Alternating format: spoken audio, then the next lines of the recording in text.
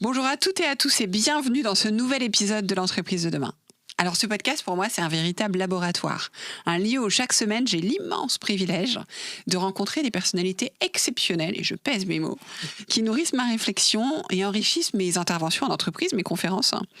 Et aujourd'hui, j'accueille quelqu'un qui partage avec moi cette double casquette d'autrice, de conférencière, et qui a fait aussi de l'exploration et du partage son métier. Mais elle va nous en dire plus. Et oui, aujourd'hui, j'ai la joie de recevoir quelqu'un que j'apprécie énormément, qui est Catherine Testa. Catherine, c'est la fondatrice, entre autres choses, de l'optimisme.com. C'est le premier média français qui a été dédié aux initiatives positives. Elle a aussi créé l'optimisme.pro, un think tank qui rassemble de très nombreuses entreprises autour des questions de bien-être du travail et de futur du travail. Donc c'est quelqu'un qui est vraiment acteur de la réflexion autour du futur du travail, mais avec ce prisme particulier qui est l'optimisme. Catherine a très vite vu ce que peut mesurer en fait l'impact profond de notre état d'esprit, de notre façon de voir les choses, sur l'organisation, sur les collaborateurs. Finalement, on en parle assez peu. Et elle a identifié un manque criant d'optimisme, d'enthousiasme, d'énergie pour passer à l'action. Parce que c'est quelque chose qui va être... J'en parlais avec l'invité que j'avais juste avant Catherine. Et c'est vrai que cette notion d'énergie, d'enthousiasme, elle est absolument fondamentale.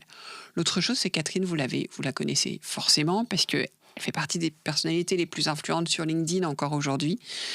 Très présente sur Instagram aussi, je vous conseille d'aller la suivre sur ce canal.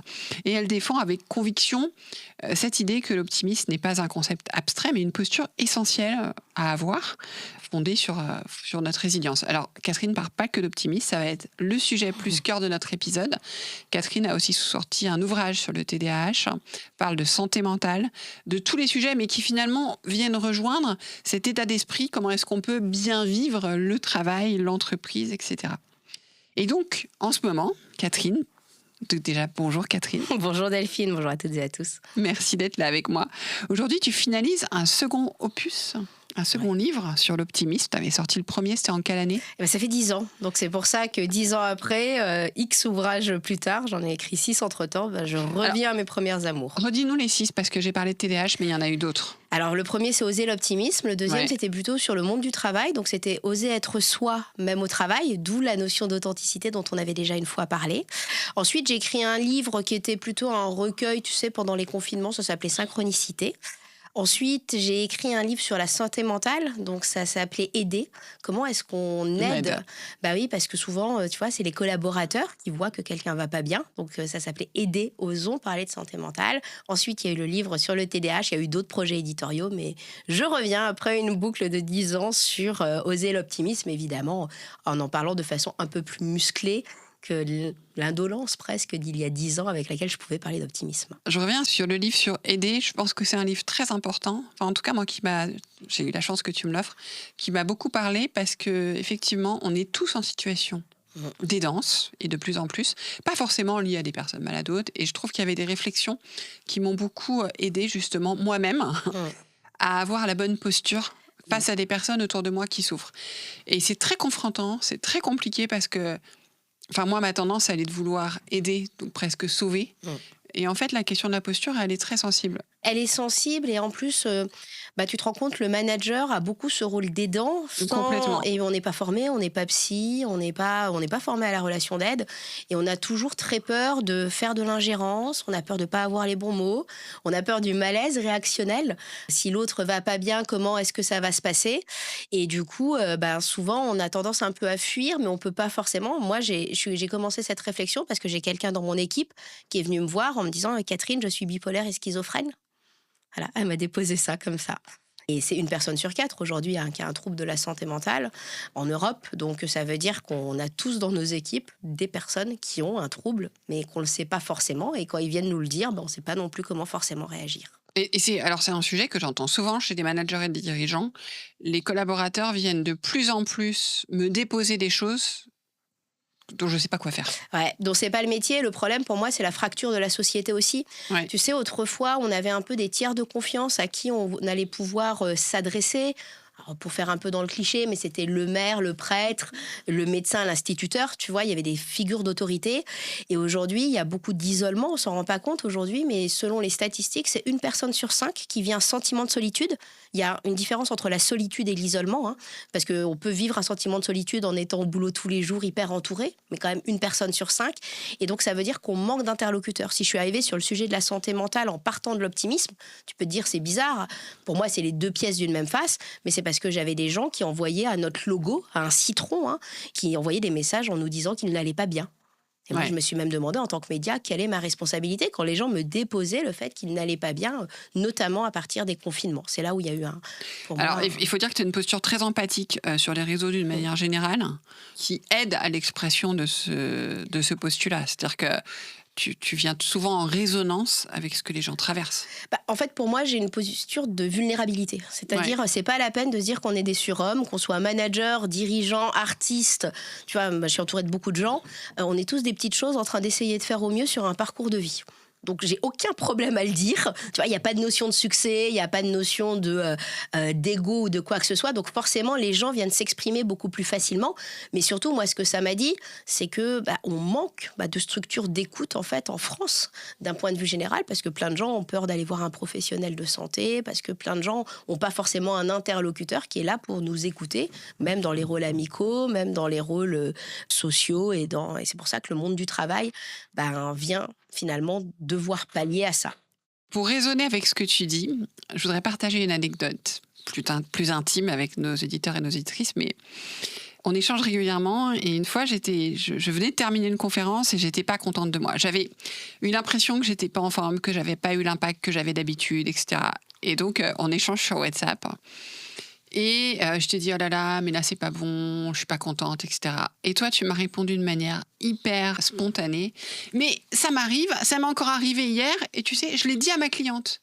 Et en fait, ça m'a énormément aidée, et surtout, ça m'a désarmée en me disant, mais en fait, tu m'as dit, on n'est pas des surhommes, il y a des jours où on est moins bien, il y a des jours où on est moins en forme, et c'est OK. Et tu veux pas savoir le cadeau que ça a été pour moi ce jour-là, parce qu'en fait, ça m'a fait retomber toute une pression que je me mettais, en me disant mais en fait c'est OK. Et puis d'ailleurs du coup j'ai appelé ma cliente qui m'a dit mais non pas du tout, c'est super. C'est ça, c'est exactement ça. C'est que souvent nous on est assez difficile avec nous-mêmes. On se rend compte aussi par rapport à notre niveau d'énergie normal, mais notre norme je pense qu'elle fait déjà largement le taf en fait même quand on est fatigué. Et puis c'est ça en fait, c'est aussi la vie, c'est le vivant. Et je trouve que parfois, même un peu de vulnérabilité, être un petit peu moins bien. Moi, j'ai fait des conférences en ayant de la fièvre. Parce que c'était des conférences qui sont depuis 6 mois, tu ne peux pas les annuler. Faire une conférence avec de la fièvre et un mouchoir dans la main, c'est sûr que c'est peut-être un peu moins sexy, un peu moins glamour qu'une conférence classique. Mais ça arrive dans la réalité de nos métiers quand on donne des conférences qui sont calées parfois depuis 1 an. En fait. C'est clair, c'est clair. Alors, on va venir au cœur du sujet d'aujourd'hui. Donc, tu es en pleine finalisation de ce second livre sur l'optimisme. Et on en discutait et on est rentré par une question que je voulais te poser et qu'on partage avec les auditeurs et auditrices.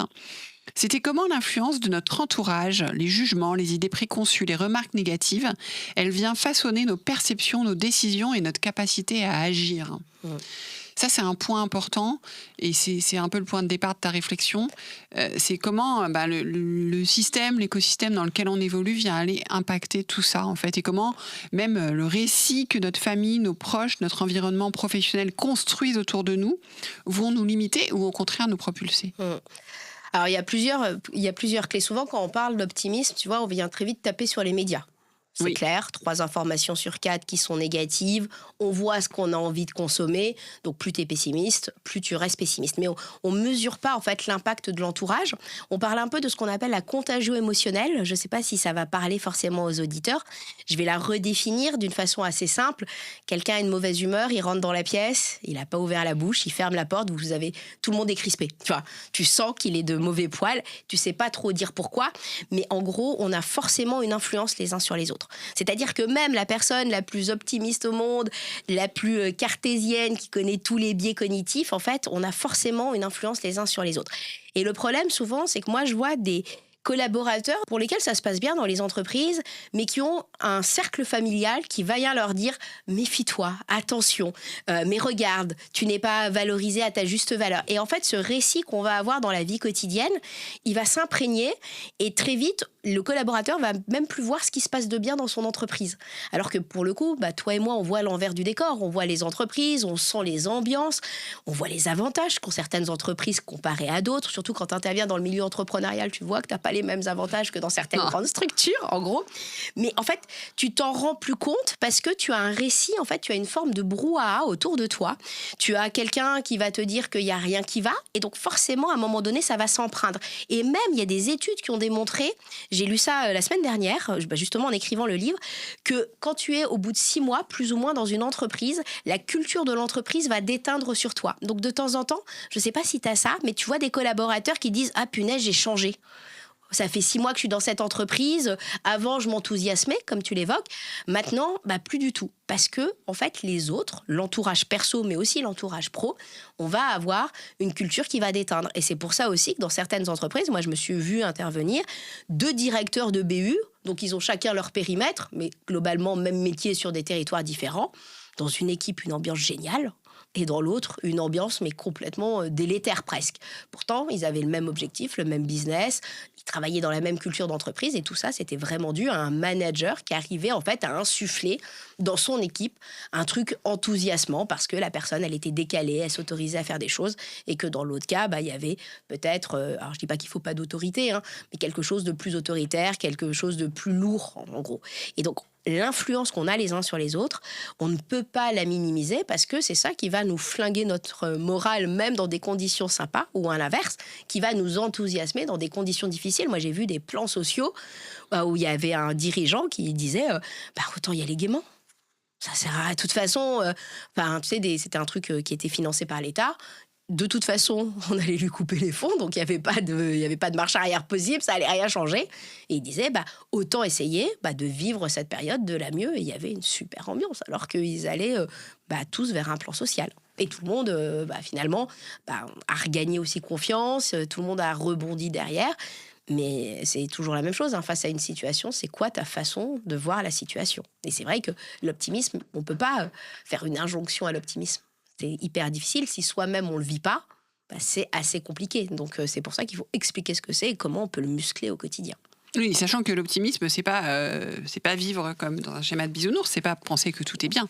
C'est juste accepter de regarder, comme tu parlais de plan social, il y a des choses qui sont négatives, mais il y a des choses, je veux dire, ça peut être aussi l'opportunité de rebond, donc c'est choisir de vivre la façon dont on va vivre l'expérience. C'est exactement ça. Tu vois, tu parlais beaucoup d'expérience tout à l'heure, mais en fait, ça, c'est qu'en France qu'on a c'est une caricature franco-française de penser que l'optimisme, c'est la naïveté. Il n'y a qu'en France que c'est comme ça. Je suis complètement d'accord. Et je ne sais pas pourquoi. Tu vois, en ayant vécu à l'étranger, tu le vois bien. En plateau TV, en France, on a une forme d'arrogance à penser que dire que rien ne va, ça paraît plus intellectuel. On est plus intellectualisant quand tu vas pointer tous les problèmes. Et c'est un truc très franco-français. Aux US ou dans d'autres pays, le mec qui fait que de dire qu'il y a des problèmes, on va lui dire non mais so what, tu vois. Et toi, qu'est-ce que tu fais? Alors qu'en France, et d'ailleurs ça se voit dans nos médias, tu vois des gens en plateau TV qui critiquent ce que d'autres sont en train de faire. Dans d'autres pays, tu vois des entrepreneurs qui n'ont parfois pas fait grand-chose, voilà, où on dit c'est génial. Mais en fait, ce stigma qu'on va avoir à paraître plus érudit, moi je viens du domaine du développement durable à la base, autant te dire que je peux te parler de tous les problèmes démographiques, sociologiques, environnementaux et autres. Ah, ça fait peut-être bien en société, on paraît érudit, mais soi-même, dans quoi est-ce qu'on plonge? L'éco-anxiété, aujourd'hui, il y a beaucoup de collaborateurs qui sont plongés dans une forme d'éco-anxiété parce qu'on ne leur donne pas les armes sur comment faire face à, comme tu dis, un constat de la réalité qui est franchement optimiste. Et ça, c'est une réalité. La question, c'est comment on agit derrière. Mais je crois que ce qui est important dans ce que tu dis, c'est que ça part du postulat de pas nier la réalité. Parce qu'en fait, si je reprends un exemple, un dirigeant me disait il y a quelques années... Il avait une PME. Et il me dit, mon boulot le lundi, c'est de donner envie à mes équipes de bosser parce que tout le week-end, on leur a dit qu'ils étaient idiots de travailler parce qu'ils pouvaient gagner plus avec le chômage ou en faisant d'autres activités plus illicites, on va dire. Voilà. Et en fait, il y a vraiment cet aspect-là. Donc en fait, c'est important de jamais nier la réalité. L'autre chose dont tu parles d'éco-anxiété, on peut parler de l'IA. Donc voilà. Donc il y a une réalité qui peut être inquiétante sur certains volets, et c'est OK. Et donc l'optimisme, c'est pas la nier, non, mais c'est se dire, à partir de là, qu'est-ce qui est à notre main et qu'est-ce qu'on peut en faire? quel impact on a envie d'avoir là-dessus, quel rôle on veut jouer. Et si tu prends le dirigeant sur le plan social, je trouve ça intéressant parce que c'est de dire, OK, il m'arrive un truc, on me coupe un budget, donc je peux rien y faire. Par contre, qu'est-ce que je peux faire ? C'est-à-dire que je peux passer du temps à ruminer là-dessus et adopter la posture vis-à-vis de mes collaborateurs pour qu'ils m'aiment bien, de dire c'est pas de ma faute, de toute façon ils sont tous idiots au-dessus, ils coupent tout, ou je peux choisir de me dire quel impact je peux avoir. L'impact que je peux avoir, c'est faire en sorte que mes collaborateurs aient un autre job ailleurs demain. C'est ça. Donc, eh bien, on va aller apprécier ensemble ce qui fonctionne, ce qu'on sait faire, ce qui marche, et on va avancer avec ça, quoi. Et c'est pour ça que pour moi, le mot antinomique au mot optimisme, c'est pas du tout le mot pessimisme. C'est-à-dire que moi, je peux être pessimiste de plein de situations aujourd'hui, faut être clair, mais ça sera plutôt le mot inaction. Parce que le mot optimisme, il y a quelque chose qui va être de « ok, je fais le constat ». Qu'est-ce que je fais ? Que le pessimiste, il peut passer en boucle en disant c'est pas de ma faute, la déresponsabilisation, l'impuissance aussi, le sentiment d'impuissance, je ne peux rien y faire. Alors qu'il y a plein de choses sur lesquelles on peut rien faire. Moi, je dis souvent, il faut focaliser son attention là où on peut avoir de l'impact. Moi, je peux râler autant que je veux contre des sujets qui sont pas mes causes. Je vais juste perdre de l'énergie. Et t'en parlais tout à l'heure de la notion d'énergie. Aujourd'hui, de quoi on a besoin pour créer un parcours pro ou un parcours perso? On a besoin d'énergie. Si notre énergie, elle n'est pas illimitée, on a un nombre d'heures de vie limité.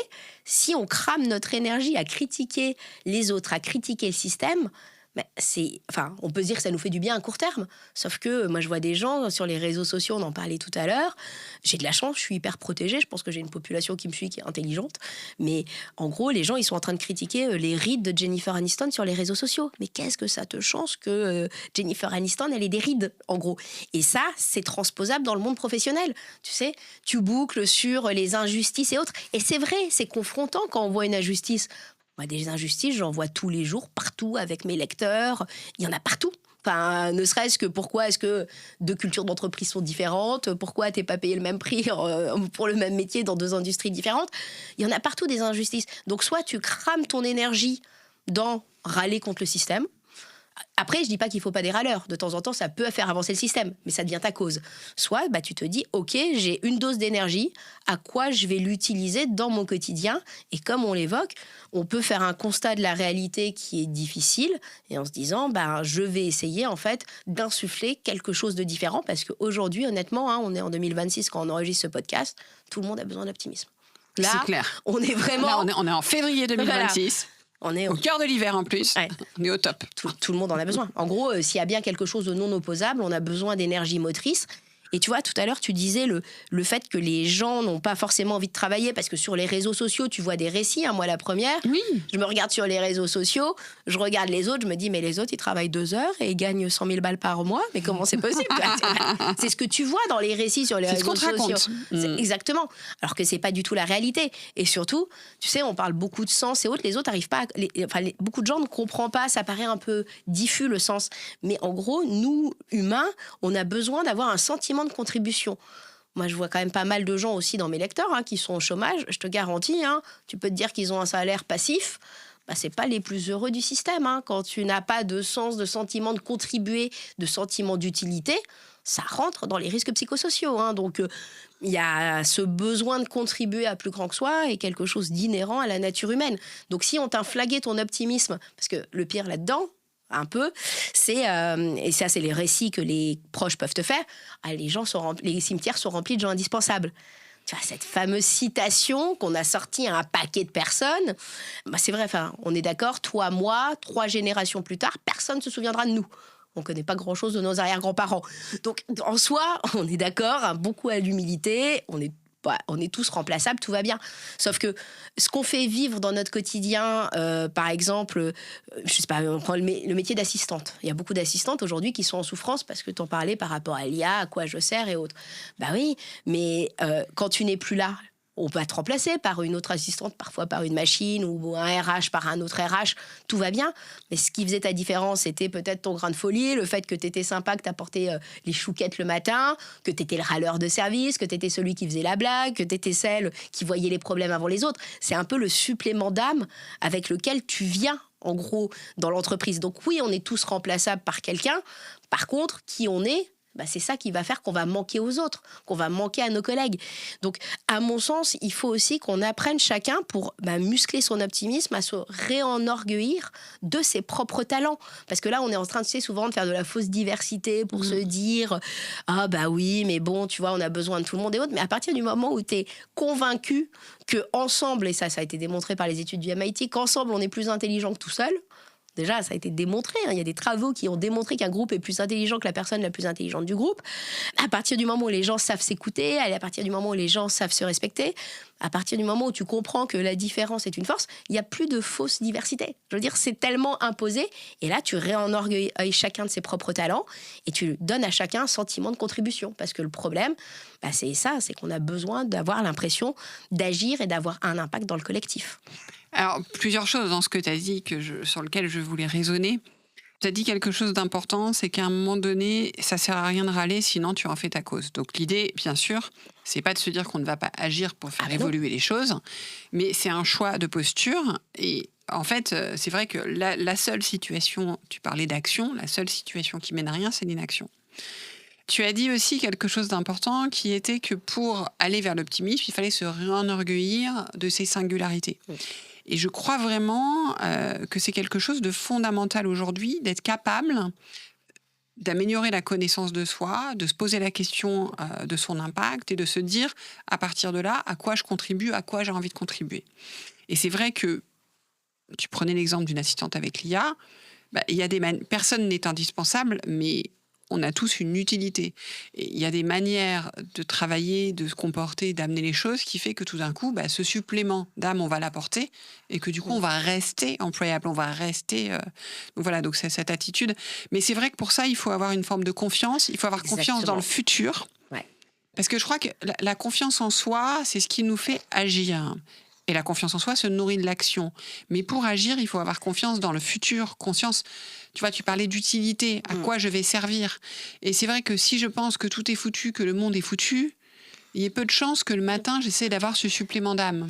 Alors, je suis d'accord complètement. Et tu vois, moi, je suis auteur. Qu'est-ce qui a pris l'IA en premier ? L'écriture. Donc, je pourrais tout de suite me dire, je change de métier. Tu vois ? Ou alors me dire, mais attends, l'IA, ça reste un outil, ça reste neutre. La question, c'est la complémentarité avec l'IA. L'IA, elle ne prend pas ses papates, comme toi ou moi, pour aller dans les entreprises, pour aller rencontrer les gens. Moi, je connais très bien, je pourrais te faire une veille concurrentielle des entreprises en France, vu que tout ce qui me remonte des lecteurs et autres. Donc, tu vois, ma question, c'est plutôt, c'est quoi ma complémentarité avec l'IA ? Moi, je suis certaine qu'on va avoir plus besoin d'assistantes à l'ère de l'IA que l'inverse.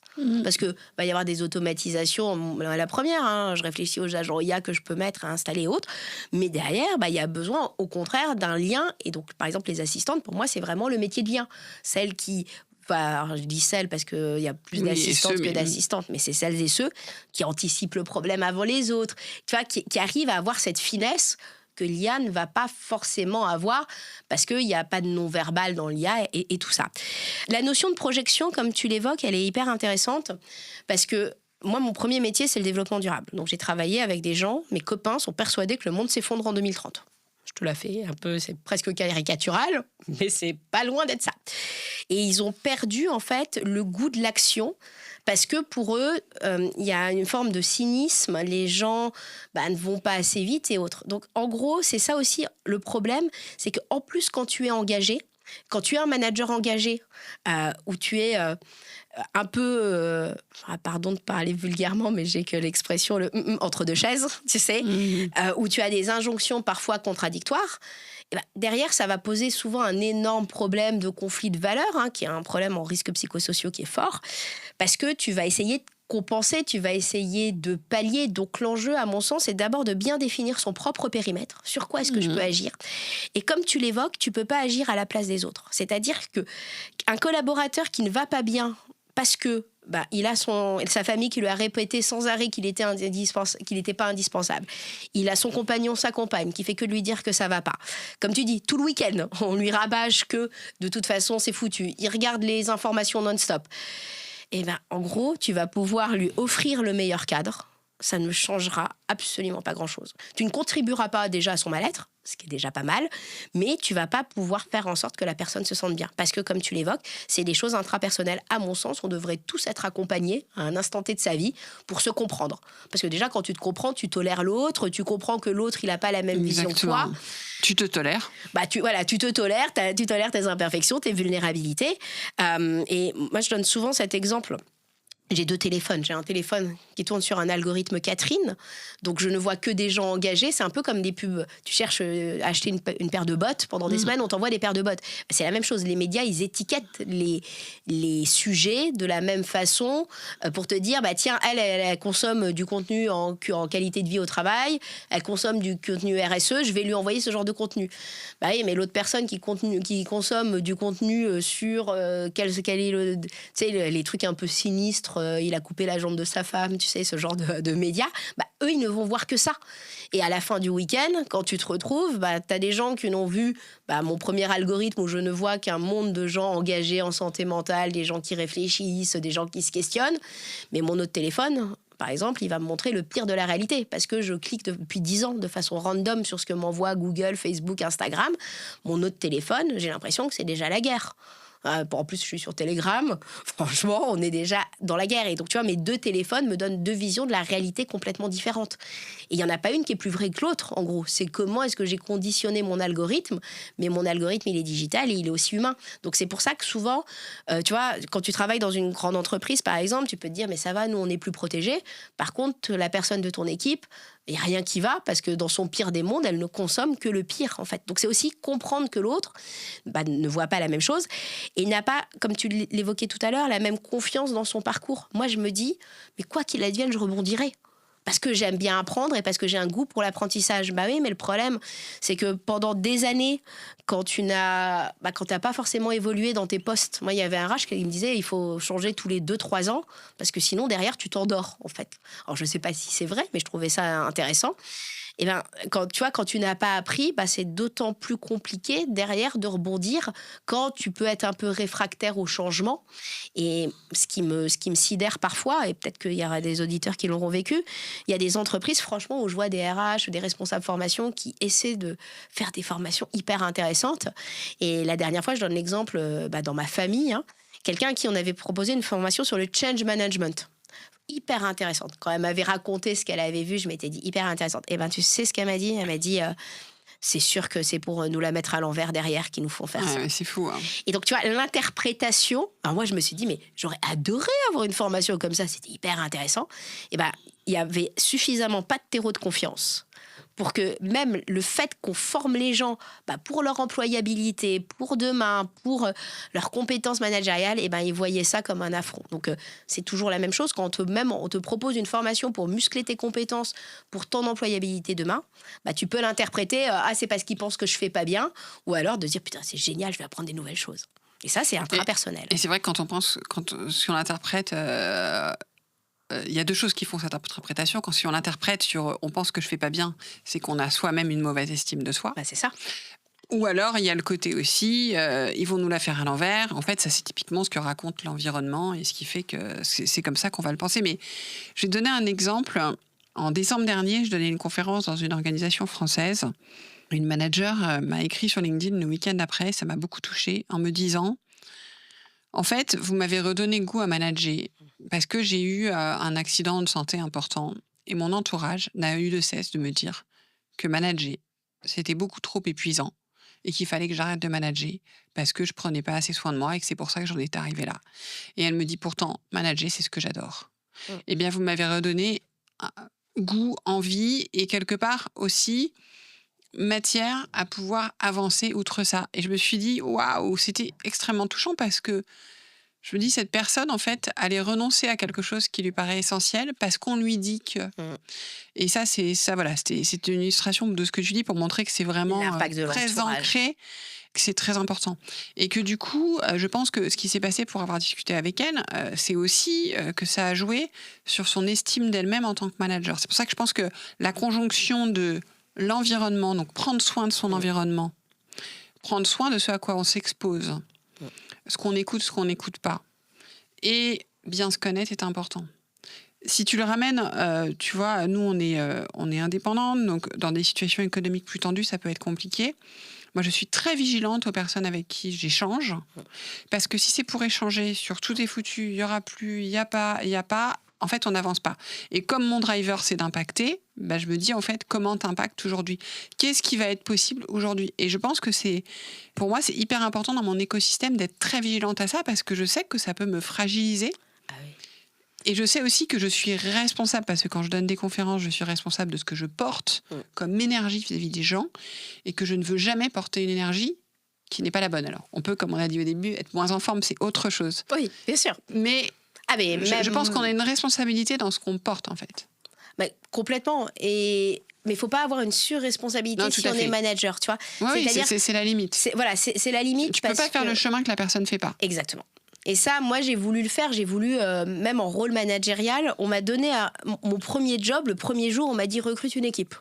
Tu vois, moi, j'avais 24 ans, pas du tout formée à ça en plus. Moi, je venais sciences et génie de l'environnement. Donc, tu vois, s'il y a bien un truc où tu es un peu dans ta petite bulle, c'est bien ça. Donc, j'ai toujours managé. Et c'est vrai que au fil des années, tu apprends à te connaître. Donc, tu vois toutes les erreurs que tu as faites sur les premières années aussi. Faut quand même dire ce qui est. Et j'ai beaucoup, moi, voulu protéger.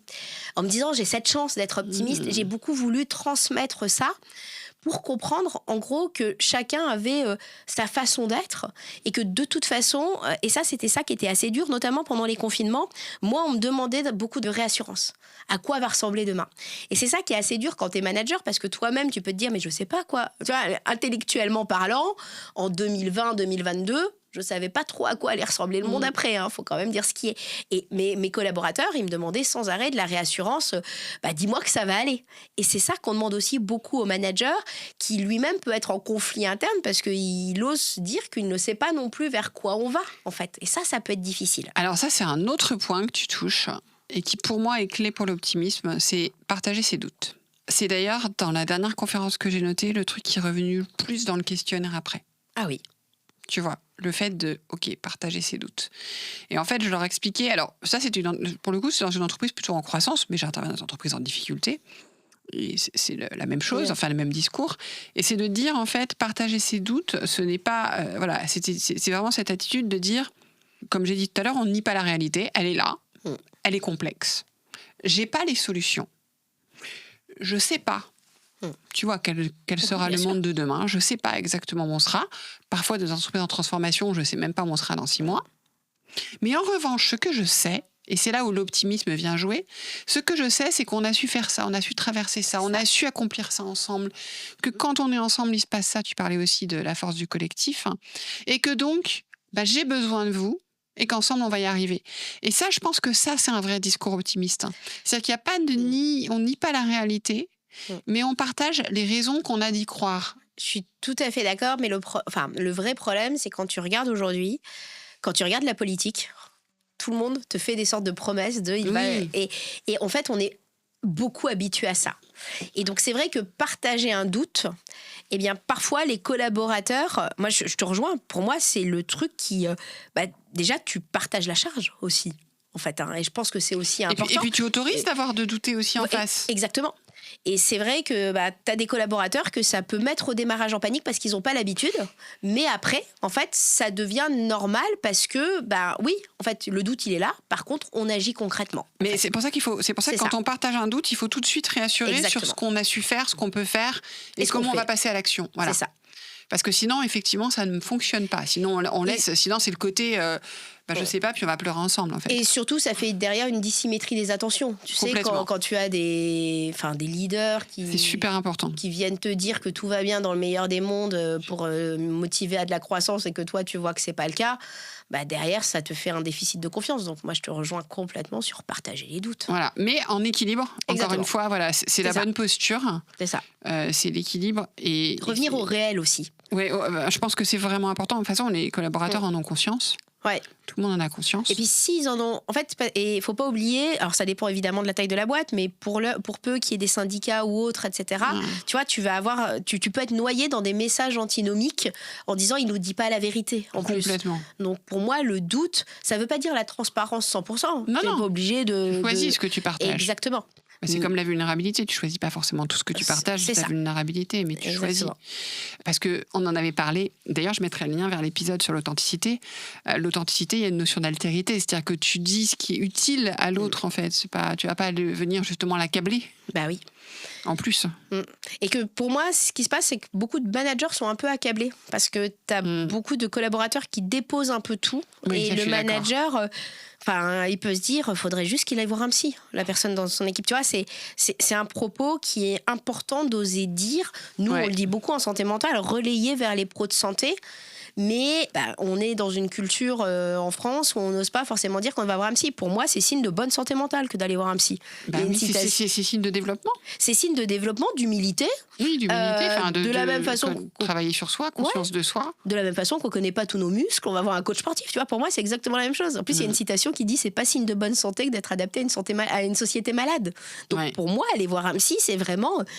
Tu vas éviter d'embêter les autres avec tes propres problèmes, entre guillemets. Tu vas essayer de travailler sur toi pour pas impacter le collectif. Tu vois, il y a aussi une notion de presque, tu vois, d'altérité, en fait. Mais vraiment d'aller voir un psy. Parce qu'il y a une petite phrase qui tourne de temps en temps sur les réseaux sociaux, c'est souvent on va voir un psy pour gérer des problèmes avec des gens qui ne vont pas voir de psy. Tu vois, je trouve ça assez marrant.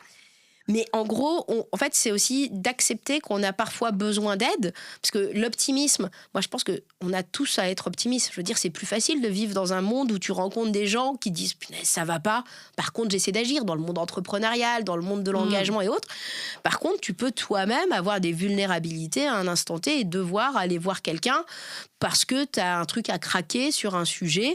Et surtout quand on est manager, en fait. Clairement, pour moi, quand on est dirigeant, quand on est manager, on porte parfois un peu sur ses épaules, comme tu l'évoques, toute la misère du monde. On a envie de rassurer, on ne sait pas forcément. Tu vois, et l'enjeu, c'est soi-même déjà d'aller bien.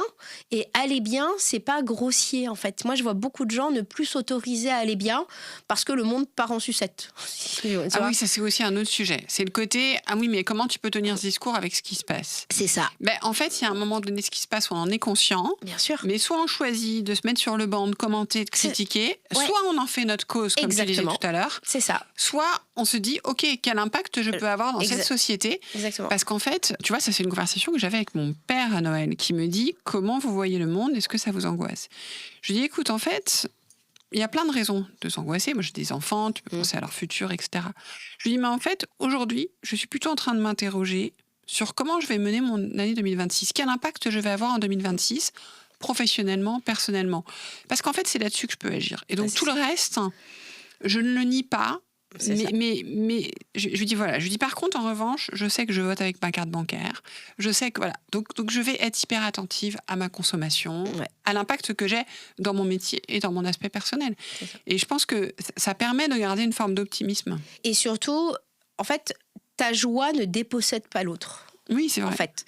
Et vraiment, dans les milieux développement durable, tu deviens et j'ai pu le devenir en fait, c'est aussi pour ça que je suis partie sur l'optimisme. Je pouvais devenir cynique vraiment, alors que c'est pas du tout ma caractéristique première, mais limite je m'autorisais plus rien en me disant oui, mais si je fais ça, et puis en plus quand tu prends les problèmes, tout est lié, donc tout est en macro, globalement tu fais plus rien en fait, faut être clair, parce que le simple fait de boire dans un verre, bref, il y a plein de sujets, et pour tenir dans le temps, en fait, il faut de l'énergie, il faut de l'enthousiasme. Un mot dont on parle, qui est presque tabou dans le monde du travail aujourd'hui, c'est l'enthousiasme. Mais moi, j'ai de l'enthousiasme d'aller bosser. Moi, c'est une de mes valeurs fondamentales. C'est ça. J'ai de l'enthousiasme d'aller bosser. J'espère que mes équipes, elles ont eu de l'enthousiasme, tu vois, d'aller travailler. On s'est enthousiasmé. On a géré plein de problèmes, vraiment. Mais derrière, moi, ce que je retiens, c'est cette joie d'agir, cette joie de construire. Et on peut se dire, oui, mais moi, mon entreprise, elle est polluante, elle est ceci, elle est cela. Donc bon, il y a quand même pas mal de gens qui travaillent dans des entreprises. Ils aimeraient peut-être mieux travailler ailleurs, mais bon, t'as une famille à nourrir, comme tu l'évoques, et autres. Et donc la question, c'est là où je te rejoins complètement, c'est quoi mon impact que je peux juste avoir sur les gens avec qui je travaille ? Mais c'est énorme. Tu soulèves un point très important, parce que j'ai eu ce débat avec des personnes qui veulent pas intervenir en conférence dans certaines entreprises, etc. Et je lui dis, mais pourquoi ? Parce qu'en fait, il y a des entreprises que peut-être tu peux trouver, mais en fait, dedans, il y a des personnes qui contribuent à faire évoluer ces entreprises et à faire évoluer leurs pratiques pour avoir un meilleur impact sur la société, sur l'environnement, etc. Et en fait, ça veut dire que tu ne viens pas nourrir ces personnes. Ah, mais... Et puis... Et donc, il y a un moment donné... C'est un non-sens. Ouais, alors après, je pense que c'est un débat qui peut se respecter, mais c'est un vrai choix que tu fais. C'est de dire... Comment tu contribues et est-ce que à quel niveau tu mets ta contribution, quoi. Et surtout, en fait, faut pas oublier que les gens ne choisissent pas forcément. Surtout sur le territoire. Sur le territoire, t'as raison à 400%. Tu as des entreprises, tu as 3 grosses entreprises sur le département. T'as pas le choix, en fait. Et donc, pour moi, c'est déposséder les personnes. Et c'est penser système et pas penser gens. Et pour le coup, moi, j'interviens dans absolument tous les types d'entreprises et dans les pires entreprises. Sur le papier, parce que tu as toujours... on parle de greenwashing, mais tu as le green bashing aussi, tu vois. Mais j'ai vu des gens hyper engagés, des gens incroyables dans les pires entreprises sur le papier. C'est souvent un gros paradoxe, c'est que c'est bien souvent... En fait, c'est qu'ils essaient de faire bouger les choses. C'est juste que ça se voit pas de l'extérieur. Donc, en plus, c'est juste une interprétation qu'on a de l'entreprise selon des récits narratifs qui sont toujours biaisés. Et j'ai bossé en médias. Donc, je peux le dire que tout est biaisé dans les récits narratifs qu'on va te faire d'une entreprise en fonction du média dans lequel tu travailles. Et c'est normal, c'est la contribution médiatique aussi, mais il n'y a rien de neutre. Donc, pour moi, c'est doublement pénaliser des gens qui, derrière, vont en avoir besoin. Et à l'inverse, dans des entreprises hyper vertueuses, dans le monde associatif, mais j'ai vu des catastrophes. Donc, des catastrophes humaines. Des catastrophes humaines, des gens qui ont explosé en plein vol.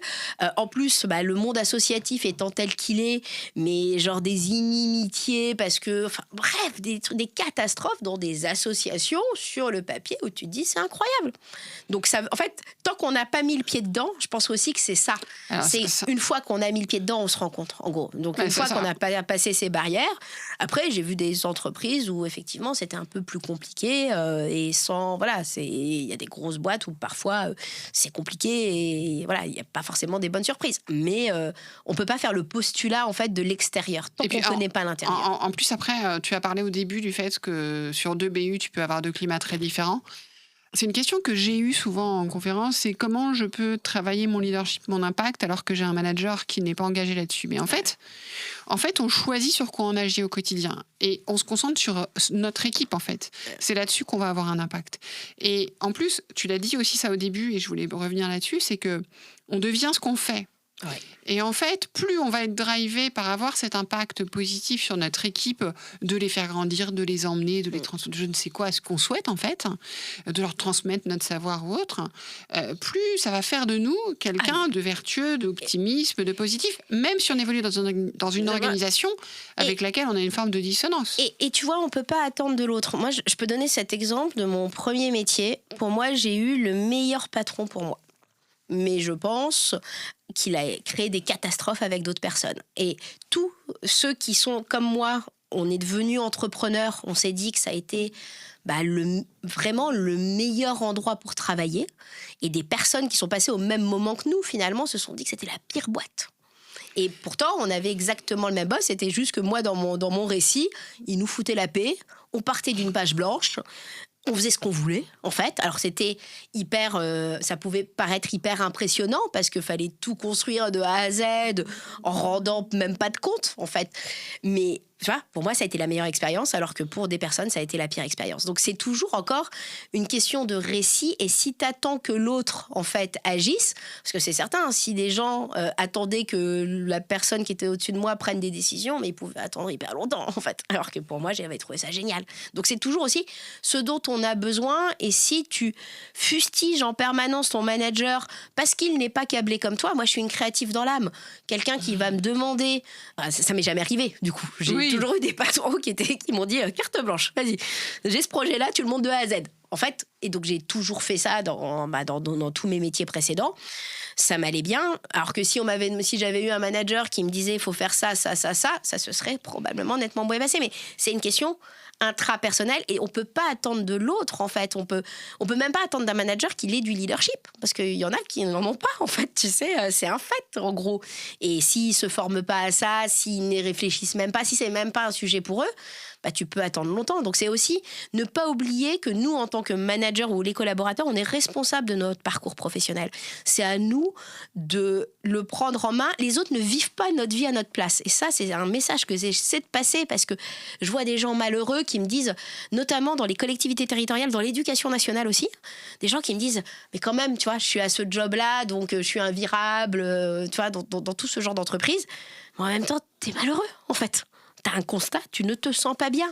Ouais, donc ose changer, en fait. Ose bouger, et c'est là aussi où le récit, bah tu vois, pour revenir au début du podcast, où le récit de l'entourage, ah mais non, t'es quand même dans une bonne boîte. Parce que moi, pareil, quand puis t'as la sécurité. T'as la sécurité. Non, mais en même temps, regarde, t'as les vacances scolaires, t'as plus. Mais on va encore 10 ans. C'est ça. Non, mais et c'est ça. Hein, dès que tu démissionnes, nous on le connaît bien parce que moi, on m'a dit, mais tu te rends compte si tu trouves plus de job derrière, et puis machin, mais tu te rends pas compte, t'as des conditions, etc. Bah oui, mais en même temps, je manquais d'enthousiasme en fait. Et je crois qu'on oublie à quel point l'enthousiasme est important et on peut faire preuve d'enthousiasme. Il faut pas forcément une entreprise comme la tienne ou comme la mienne. C'est-à-dire que moi, dans mes précédents métiers, au démarrage, j'ai commencé à l'ADEME. Donc, on n'est pas à l'ADEME, je gérais les déchets du BTP. Donc, mon quotidien, c'était d'être sur le terrain avec des, des entrepreneurs, des carriers, voilà, on n'est pas sur un truc sur le papier où tu te dis c'est assez rigolo comme métier. Mais je me suis enthousiasmée de tout ce que j'ai pu faire en fait. Et même dans le développement durable, je me suis enthousiasmée pendant des années.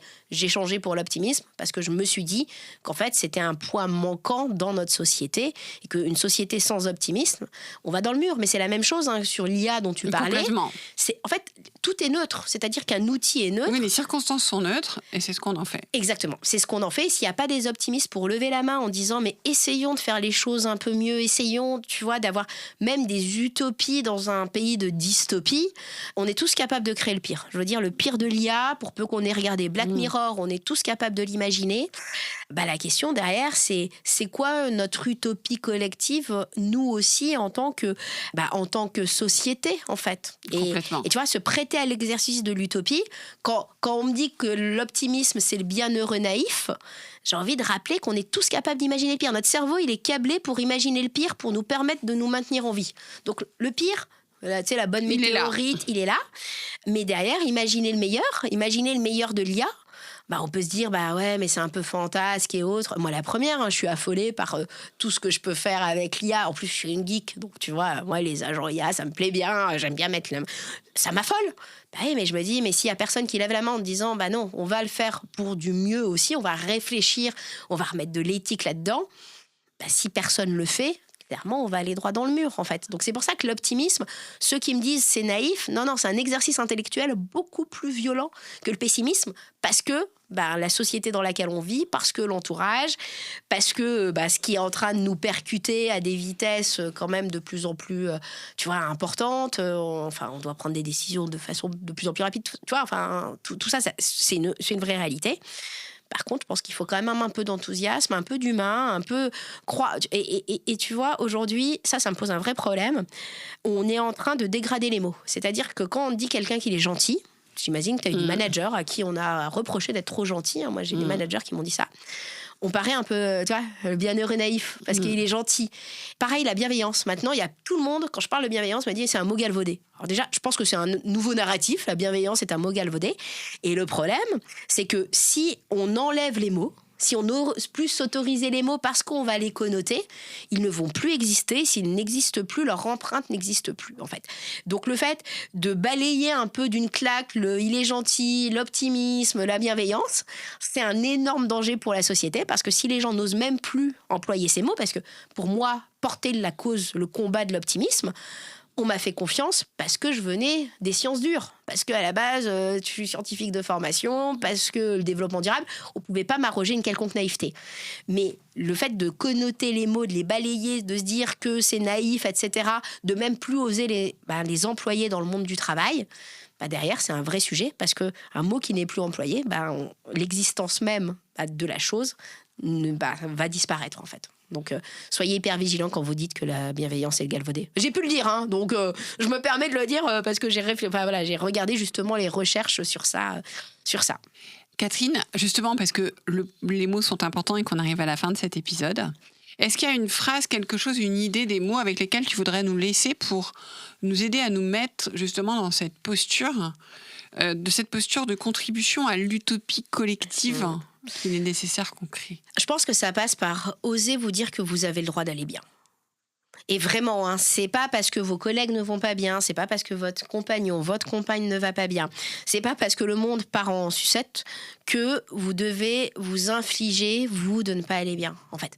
Donc, c'est-à-dire, oser kiffer des petites choses du quotidien, n'ayez pas peur d'être en joie. Je te garantis qu'aujourd'hui, j'ai l'impression que la joie n'est pas un mot qu'on ose dire. Genre, la joie n'est plus possible.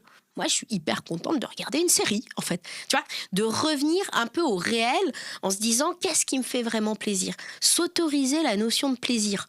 Parce que, alors j'en parle dans le bouquin, mais en gros, naturellement, on n'arrive plus à valoriser les choses. C'est-à-dire que quelque chose qu'on a nous paraît normal. Je parle d'une série. Hier, j'ai regardé une série de mon époque.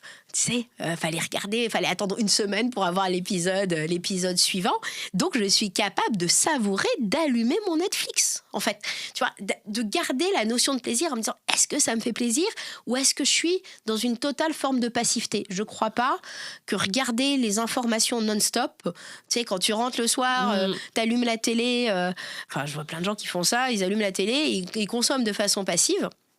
Et je leur dis, mais est-ce que ça te met en joie, en fait? Et tu vois, revenir à cette notion de joie, parce que on va en avoir besoin, en fait. On en a besoin dans le monde du travail, mais il faut qu'on ose la cultiver, oser se marrer. Moi, je crois beaucoup au pouvoir du rire. Oser, tu vois, sans trop tout intellectualiser. À un moment donné, quand j'ai... Oser ressentir. Ouais, oser ressentir. Vraiment, quand je suis tombée dans le sujet de la santé mentale, tu vois, j'ai fait vraiment 4 ans, je perdais ma joie. Parce que tout était théorisé côté santé mentale, il y avait presque plus de vivants. On est des êtres vivants. Et dites-vous bien que personne ne vit votre parcours à votre place. Pas vos enfants, pas votre mari, pas votre compagne, pas vos parents, pas vos potes, en fait. Et l'exemple que tu disais tout à l'heure est très caractéristique. On m'a dit qu'il fallait plus que je sois manager parce que... Alors c'est vrai, moi je trouve que c'est compliqué d'être manager, mais c'est parce que je suis une créative. Donc forcément, moi, les espaces-temps, j'ai aucun rapport un rapport au temps qui est très dysfonctionnel. Mettre des espaces-temps à des équipes, c'est hyper compliqué parce que ça va pas forcément avec c'est un peu antinomique avec ma personnalité. Mais en gros, osez réfléchir à qu'est-ce qui vous met en joie et faites-le. Et souvent, tu regardes ce qui te met en joie, tu te l'autorises plus à l'âge adulte, t'adorais faire du dessin quand t'étais gamin, et puis c'est sérieux de faire du dessin, à quoi ça sert de faire du dessin? Tu sais pas dessiner. Tu sais pas dessiner, c'est ça. Mais non, je veux dire, si ça te met en joie, en fait, c'est suffisant. Donc, autorisez-vous vraiment cette sorte de joie, de vulnérabilité. De toute façon, vous pourrez essayer d'être le meilleur manager, le meilleur dirigeant, le meilleur collaborateur. Vous ne serez pas pour tout le monde. Il y en aura toujours un qui ne sera pas d'accord avec votre façon de faire. Et c'est peut-être avec ça, on fait une proposition au monde. Pour moi, dans mon quotidien, je propose un truc, en fait. Les gens prennent, ne prennent pas. Mais c'est ma contribution, en fait, volontaire au monde. Je la revois en permanence et j'ai été coachée pour arriver à la conclusion. Déjà, si les gens se sentent un petit peu plus joyeux après être venus sur l'optimisme qu'en arrivant, ça suffit comme contribution au monde. Je vais pas changer. Et tu vois, et dans mon cerveau, je me disais, oui, mais quand même, j'ai bossé sur les impacts environnementaux, le GIEC, le machin, etc. Non, maintenant, je me dis, si les gens se sentent déjà un petit peu mieux, c'est déjà vachement... C'est suffisant. Ça sera ma petite contribution. Donc, autorisez-vous à vous dire, vous faites une proposition au monde et faites attention à votre entourage qui... Et ça, c'est un peu dur à vivre parfois, où tu te retrouves à des dîners, parce que c'est des copains que tu as depuis Mathusalem, tu sors du dîner, tu te sens beaucoup plus mal que quand tu y es arrivé. Donc, soyez capable, si vous êtes en énergie basse, de prendre de la distance aussi, comme tu l'évoquais. Et souvent, quand on est entrepreneur, ça fait un bon tri au démarrage. Parce que tu vois, tu as tous ceux qui vont te dire « Non, mais ça va pas marcher, ton truc, etc. » En plus, moi, quand j'ai commencé, je m'adressais à l'optimisme. Hein, donc, mais en France, mais c'est quoi ton machin, tu vois. Et ça te fait aussi un tri de... entourez-vous de gens qui vont vous soutenir aussi dans le temps. Et vous avez le droit de préférer regarder une série que de sortir, en fait. Tu vois, c'est vraiment du débile ce que j'ai... Mais on s'autorise pas. Et si j'avais un vrai mot, et je pense que ça sera le mot de mes prochaines années, c'est autorisez-vous. Vraiment, autorisez-vous. On est matrixé à bah oui, mais c'est mon pote, c'est mon machin, c'est ceci, c'est cela. Si vous avez juste envie de vous sentir mieux, d'être joyeux, mais le monde en a besoin, la société en a besoin, on a besoin d'optimistes. Et rassurez-vous, on va pas créer un monde de bisounours. Il y a suffisamment de gens pour vous dire qu'il n'y a rien qui va pour largement contrebalancer ça. Et puis être joyeux, c'est pas être bisounours. Pas du tout. C'est ça, en fait. Moi, j'ai des copains, de temps en temps, ils sortent de dîner avec moi, ils me disent oh, mais tu peux déprimer tout le monde aussi, si tu veux. Bah oui, quand tu penses en macro, quand tu réfléchis à la société. Mais je préfère, je peux avoir un constat pendant 2 heures. Par contre, je préfère la joie d'agir, en fait. Et donc, peut-être, ça serait ça. La joie d'agir. La joie d'agir. Agissez. Agissez parce Autorisez-vous et agissez. Autorisez-vous, agissez parce que je crois qu'il n'y a rien de pire que ce sentiment d'impuissance. Et on peut toujours avoir de l'impact sur quelque chose. C'est ça. C'est-à-dire que vous n'allez pas changer l'économie de votre entreprise. Vous n'allez pas changer... moi, j'ai aucune influence et je m'en garde justement sur les sujets politiques parce que ce n'est pas du tout mon truc. Enfin, même si on peut se dire que tout est politique d'ailleurs. Il y a plein de choses sur lesquelles je me sens complètement impuissante. Mais je me dis, j'espère qu'il y a des gens dont ça va être la cause. Et moi, je reste sur la mienne. Et il n'y a pas de petite cause aussi. Vous pouvez changer littéralement la journée de quelqu'un juste parce que vous lui avez souri, en fait. Je te rejoins à 400%. Je pense que je ne dirais rien de différent, tellement je pense que c'est un moteur pour soi et de contribution et pour les autres. Merci infiniment, Catherine. Avec plaisir.